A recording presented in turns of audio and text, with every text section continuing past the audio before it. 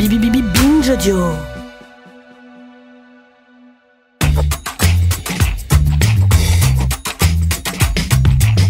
Salut, c'est Thomas Rozek. Une nouvelle fois dans le grand bal des nations, alors que la plus puissante d'entre elles vient péniblement de sortir d'une de ses périodes les plus sombres, la France se retrouve dans la position à la fois enviable et délicate d'étendard de la liberté dans la nuit de l'obscurantisme. Ainsi, nous serions, comme nous l'avons toujours été, les derniers défenseurs d'une parole sans entrave où l'on peut tout dire, tout écrire, tout défendre sans risquer sa peau ou de finir derrière des barreaux. Le problème, c'est que cette défense acharnée de notre modèle de libre expression est en train de virer au bizarre. Ainsi, nos gouvernants, habitués aux lois d'exception et à l'état d'urgence permanent, prennent-ils la mauvaise habitude de grignoter de plus en plus ce droit qu'ils prétendent pourtant défendre, en interdisant les photos de policiers, en multipliant les coups de pression sur les journalistes pour obtenir leurs sources et en imaginant revoir le cadre très protecteur de la loi de 1881 sur la liberté de la presse, celle-là même qui est pourtant la base de ce fameux esprit de liberté qui serait notre marque de fabrique. Un paradoxe dont on va tenter de percer les subtilités avec notre épisode du jour. Bienvenue dans Programme B. Notre invité, c'est l'avocat Raphaël Kempf. Il a signé l'an dernier un livre aux éditions La Fabrique sur les lois scélérates, un concept dont on va reparler. Il a aussi et surtout tiré tout récemment la sonnette d'alarme sur les ambitions gouvernementales que j'évoquais à l'instant. C'était dans une tribune pour Libération. J'ai commencé par lui demander d'expliquer aux non-juristes qui nous écoutent, à commencer par moi, ce qu'il y a dans cette fameuse loi de 1881 et pourquoi elle est aussi importante. C'est une loi dans laquelle il y a beaucoup de choses, qui est une loi qui, en fait, quand elle a été adoptée par la jeune Troisième République, avait pour but d'instaurer un régime libéral en matière de presse et de liberté d'expression, notamment, par exemple, en supprimant la censure préalable et en facilitant la diffusion de la presse. Et lorsqu'elle est adoptée en 1881, elle fait suite quand même à un siècle depuis la Révolution française de conflits et de débats autour de la question de la liberté d'expression. Je rappelle par exemple qu'en 1830, il y a eu une révolution qui a abouti à destituer le roi Charles X, qui était faite notamment au nom de la liberté d'expression, au nom de la liberté de la presse.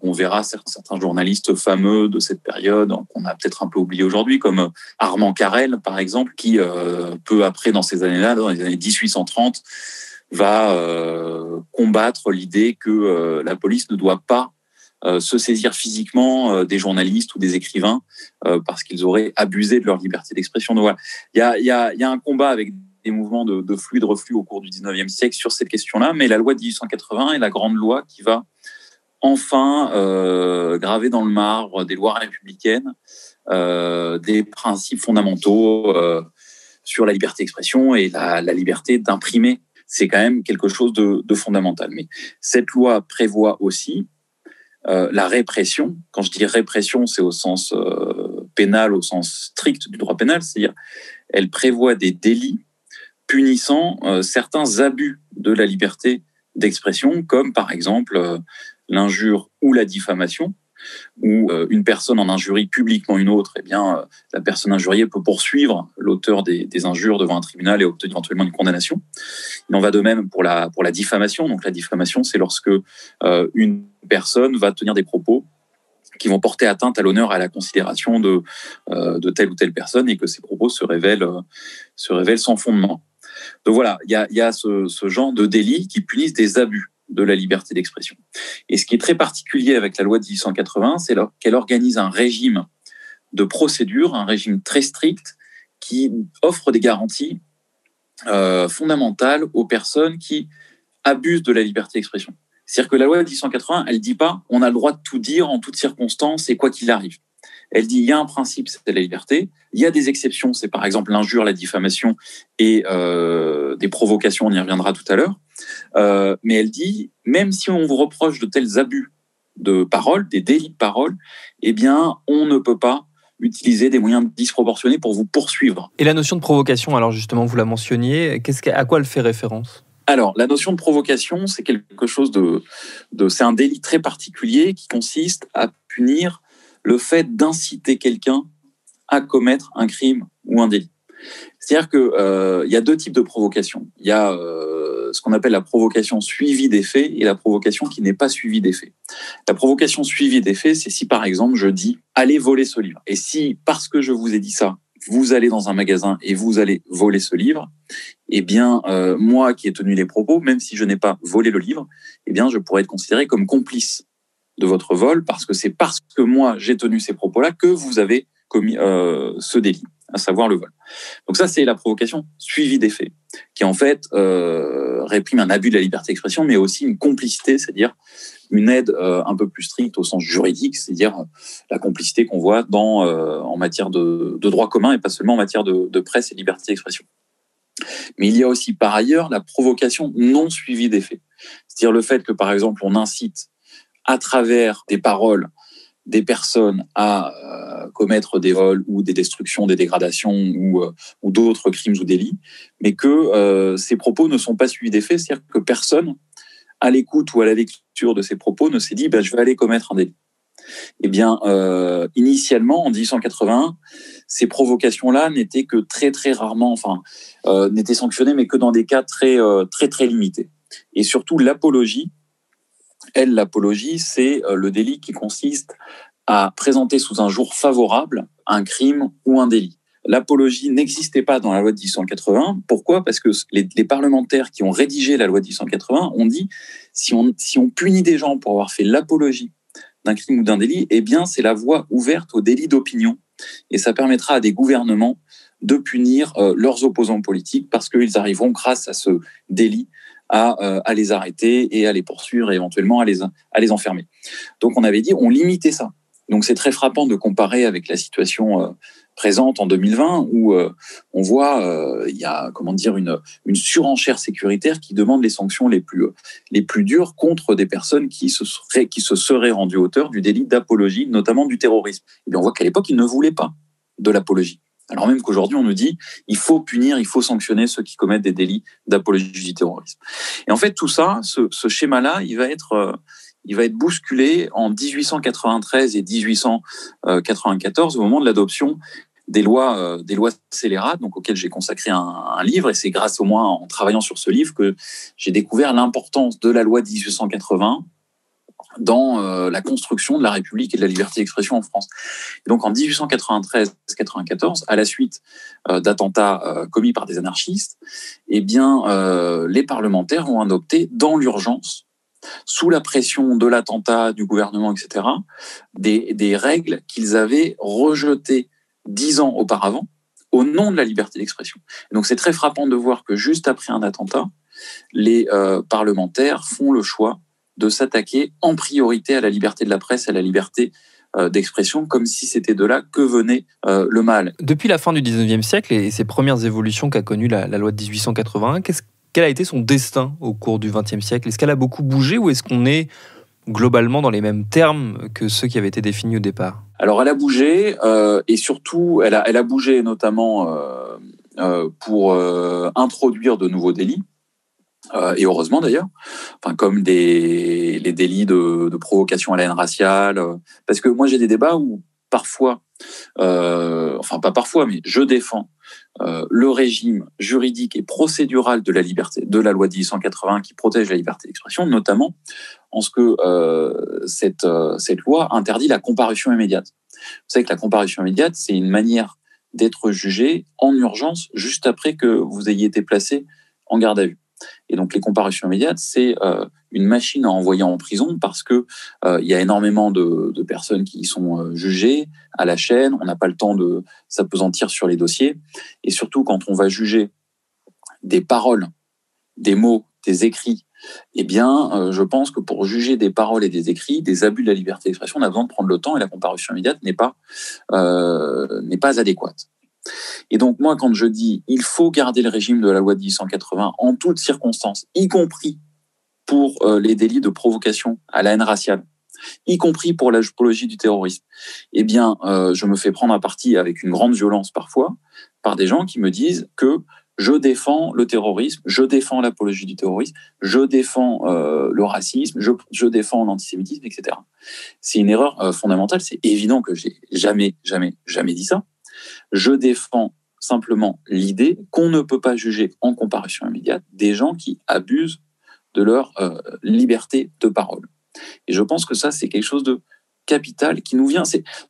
On vit dans une période où les gens n'ont à la bouche que ces mots de valeurs de la République. À un moment donné, il faut dire que les valeurs de la République aussi, c'est de ne pas embastiller pour des mots. Et ça, on a l'impression que c'est complètement oublié. Et on a l'impression que, alors même que un professeur d'histoire-géographie, Samuel Paty, a été victime d'un crime terroriste absolument ignoble, et qu'il a défendu effectivement la liberté d'expression, il a parlé de la liberté d'expression à ses élèves, et c'est tout à son honneur, et c'est remarquable de sa part. Et donc on défend la liberté d'expression, et c'est normal. Mais au nom de la défense de la liberté d'expression, on va se mettre à proposer des choses qui vont limiter la liberté d'expression. Et ça, c'est pas un des moindres paradoxes de cette époque. Une des matrices de ça, c'est la loi du 13 novembre 2014, qui a fait passer le délit d'apologie du terrorisme depuis la loi de 1880 vers le code pénal. Ce qui a eu pour conséquence de supprimer toutes les garanties procédurales liées à la loi sur la liberté de la presse. Et avec cette transformation de la loi de 2014, des personnes ont pu être jugées en comparution immédiate pour apologie du terrorisme. Et on sait qu'en janvier 2015, juste après les attentats de Charlie Hebdo, des dizaines de personnes avaient fait l'objet de garde à vue, d'arrestation et parfois même d'incarcération pour apologie du terrorisme. Et à l'époque, Amnesty International et Human Rights Watch s'étaient émus de ce que ces poursuites puissent être des limitations trop importantes à la liberté d'expression.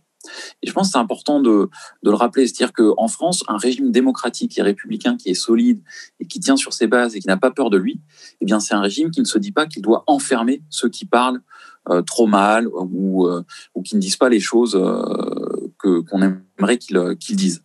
Et donc là, aujourd'hui, on retrouve un peu le même schéma avec la problématique d'enfants dans des classes qui, lors de l'hommage à Samuel Paty, ont tenu des propos qui peut-être étaient tout à fait choquants, voire passibles de la loi pénale et éventuellement qualifiables d'apologie du terrorisme.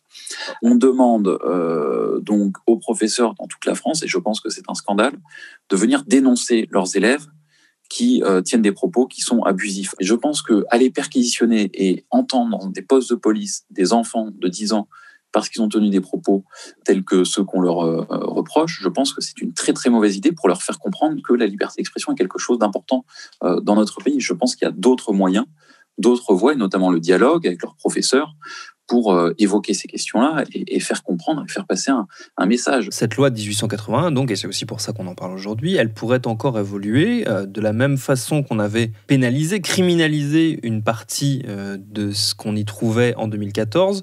On pourrait aller un cran plus loin. En tout cas, c'est ce que demandent certaines voix, notamment au sein de la magistrature. Vous en avez fait, vous, une tribune dans Libération. Oui, alors la procureure générale près la Cour d'appel de Paris, Madame Champrenault, a indiqué à Éric Dupond-Moretti, le garde des Sceaux, qu'elle souhaitait faire passer certains délits de la loi sur la presse vers le code pénal, notamment les délits de provocation à la haine raciale. Et c'est une idée qui est défendue par la LICRA, la Ligue internationale contre le racisme et l'antisémitisme, depuis déjà plusieurs années. Et l'idée qu'il y a derrière, c'est d'interpeller quelqu'un qui fait un tweet effectivement qui serait passible de la loi, de l'interpeller, de le placer en garde à vue et de pouvoir le faire passer en comparution immédiate juste après, et donc éventuellement en prison. Cette idée-là est défendue au motif que la loi 1880 entrave, c'est le terme, je crois, qui a été employé par la procureure générale, entrave les capacités de poursuite des procureurs dans toute la France. Eh bien, moi, je dis que cette entrave, elle est nécessaire, elle est légitime et elle fait partie des valeurs de la République, parce que cette entrave, c'est ce qui protège la liberté d'expression. Alors, je ne dis pas que je suis favorable à ce que tout un chacun puisse librement tenir des propos de provocation à la haine raciale ou des propos antisémites ou islamophobes. Je dis simplement qu'ils ne doivent pas être jugés et poursuivis selon la procédure de comparution immédiate, mais qu'ils doivent bénéficier des garanties offertes par la loi de 1880 pour qu'il y ait une chambre spécialisée des tribunaux qui examine sereinement et posément ce que sont les mots, dans quel contexte ils ont été prononcés et est-ce qu'ils constituent réellement ou pas des délits punis par la loi. Donc voilà, moi je m'oppose fermement à ces projets qui, je l'espère, ne verront pas le jour. Et il y a une phrase de Léon Blum que je cite souvent qui dit « La loi de 1880, c'est l'une des rares lois républicaines de la République ». Et je trouve que cette phrase, elle est très forte.